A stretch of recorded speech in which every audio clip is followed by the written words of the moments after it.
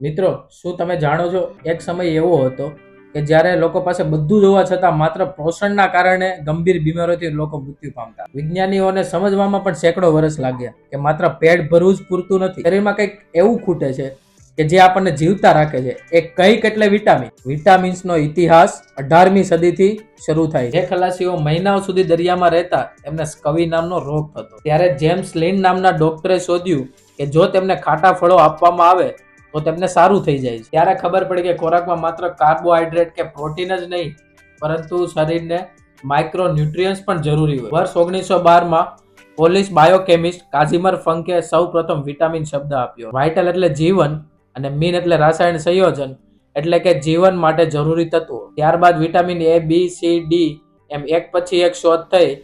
ત્યારે મેડિકલ સાયન્સમાં મોટી ક્રાંતિ આવી. આજે આપણે જાણીએ છીએ કે વિટામિન વગર આપણું શરીર કે જે મશીનમાં તેલ નથી એ ટાઈપનું થઈ ગયું. પણ આજની બીજી લાઈફસ્ટાઈલમાં આપણે પૂરતું પોષણ મેળવી શકતા નથી અને અહીં જ કામ આવે છે વિટામિન્સ ન્યુટ્રિશન. અમે વિટામિનના આ જ ઇતિહાસ અને વિજ્ઞાનના આધુનિક સમયની જરૂરિયાત મુજબ ગમી સ્વરૂપમાં લાવ્યા જેથી તમને પોષણ મળે એકદમ સરળ અને સ્વાદિષ્ટ. ઇતિહાસ સાક્ષી છે, જેને સ્વાસ્થ્યની દરકાર કરી છે તેને જ લાંબુ આયુષ્ય ભોગવ્યું. તો આજે જ તમારા શરીરમાં વિટામિનની કમી ન થવા દો.